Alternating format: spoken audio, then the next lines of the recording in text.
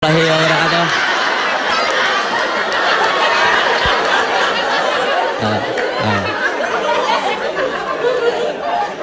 Nih malam ini suara gue lagi nggak enak ya. Nggak kayak biasanya. Biasanya kan nggak enak banget nih, nggak enak aja gitu. Ini mungkin gara-gara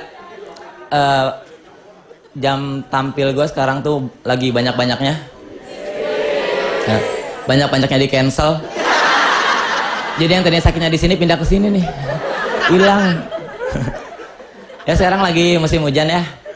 Musim yang disebelin sama pengendara motor karena jalan pada bolong-bolong.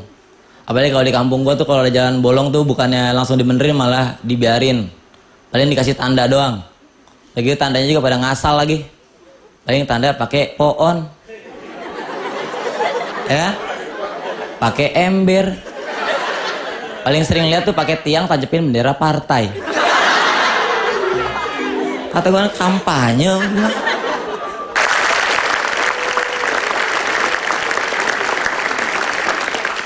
Terus gue juga kadang kalau naik motor tuh sebel sama orang yang bonceng bertiga. Lu suka lihat gak orang bonceng bertiga? Enggak. Lu kan yang kayak gitunya ya. Sorry. Tapi ya kalau yang boncengnya bertiga anak alay sih bodo amat lah. Gua mau mati bodo amat gua. Ya karena hidup juga nyusahin negara dong. Ya kan?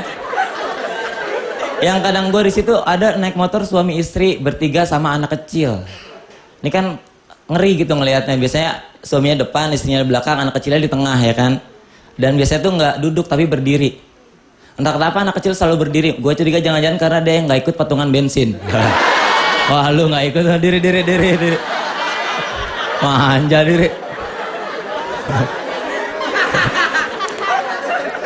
Akhirnya anak kecilnya diri pas muka bete gitu ya.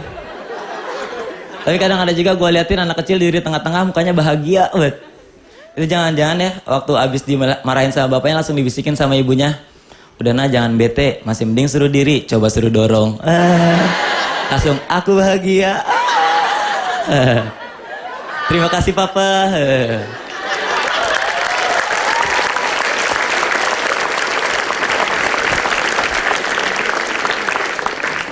Buat yang belum tahu, gue tuh tinggalnya di Bogor ya. Meskipun di kampung, tapi gue tuh tinggalnya di kalangan orang-orang kaya. Kayak lu. Enggak lu susah lu. Lu kan yang naik motor bertiga tadi, kagak susah lu. Man. Serius ya, teman-teman di kampung gue tuh semuanya pada kaya-kaya. Gue doang yang enggak. Jadi kalau lagi jalan-jalan gitu, yang lain pada bawa mobil, minimal bawa motor. Gue mah bawa keluarga. Kadang bawa timbel, lalapan. Jadi tempat jalan-jalan yang lain liburan, gue mah buka bekal. Sedih gitu. Tapi ya, bener zaman dulu tuh gue susah banget. Dulu punya handphone aja cuman bisa buat telepon sama SMS doang. Kalau sekarang alhamdulillah handphone gue udah bisa buat internetan. Dulu kalau mau internetan tuh ribet harus ke warnet. Dikit-dikit ke warnet. Kalau sekarang praktis dari kamar juga bisa. Karena di kamar gue ada warnet. Ya, enak tuh. Tapi ya dulu mah handphone cemen-cemen kan ya. Kena virus dikit rusak, kena air dikit rusak. Kalau sekarang handphone udah keren-keren banget. Ada handphone yang anti virus, anti air, anti debu. Bahkan ada juga yang anti gores, anti pecah, anti banting. Mungkin nanti ada lagi tuh antiseptik, anti acne, anti aging. Yang nggak ada paling cuma 2, anti kerut, anti bocor. Karena itu bukan handphone, itu roti Jepang.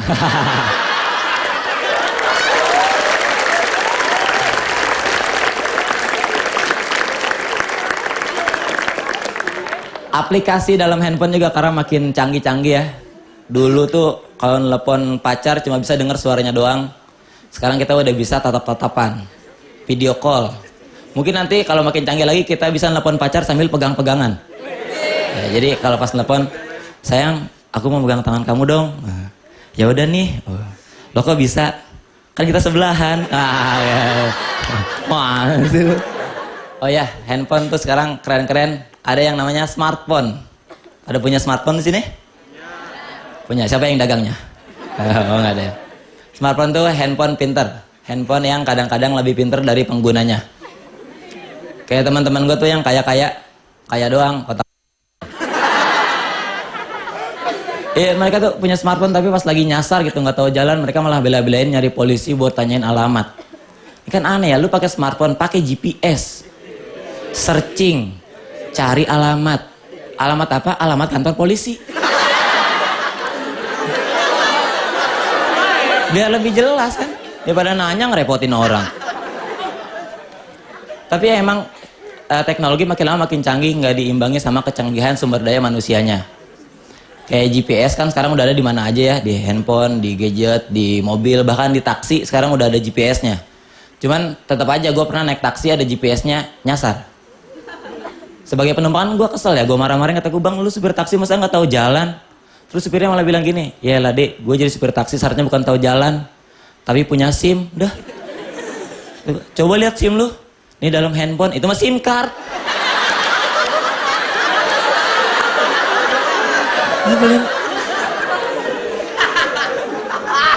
Kata gue harusnya supir taksi kayak gini tuh malu sama tukang ojek kampung. Tukang ojek kampung tuh nggak ada yang pakai GPS, tapi gue kalau naik ojek kampung nggak pernah nyasar. Lagian tukang ojek kalau nyasar juga nggak butuh GPS, mentok-mentok dia nanya tukang cendol pinggir jalan. Saya lagi bawa motor, oh gue nyasar nih. Tukang cendol tuh, mimpi rasa. Bang, berapa gelas dek? Gak nanya doang. Tahu rumahnya Haji Thohir nggak bang? Bentar ya cek GPS dulu. Punya GPS dia. Kenapa nggak jadi supir taksi aja lu? Belum temen gue lu berarti lu. Rumah siapa tadi? Tuh kan jadi lupa kita ngobrolnya. Rumah Haji Thohir tahu nggak bang? Oh itu lampu merah pertama belok kanan, pertigaan belok kiri nyampe rumah Haji Thohir bang. Bukan. Siapa? Kantor polisi lah.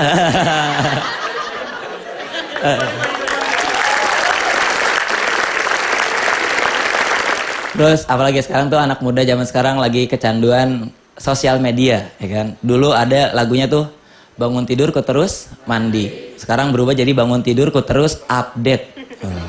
Update Facebook, Twitter, Instagram, Instaon, Instakilo, Instakintal.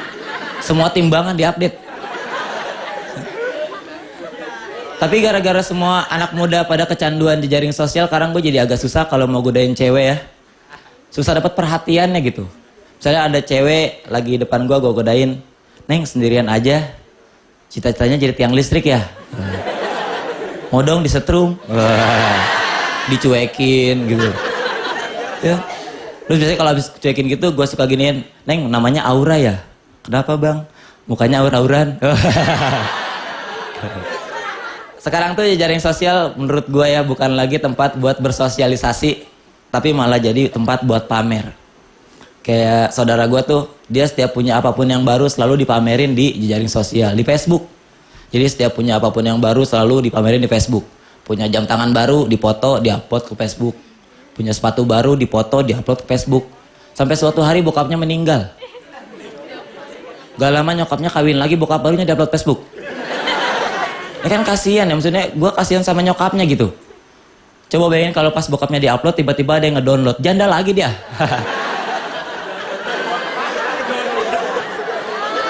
Oke terakhir ya, gue dari kampung gitu, cuman di kampung gue tuh nggak semuanya kampungan. Ada juga yang terpelajar.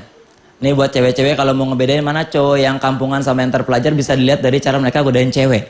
Kalau misalnya cowok yang kampungan gitu ya, ada cewek jalan godainnya paling, Neng, bisa kali. Nah itu kampungan tuh. Kampungan. Kalau yang terpelajar beda, ada cewek lewat, Neng, bisa kali bagi tambah kurang. Nah terpelajar. Gue Ridwan, terima kasih.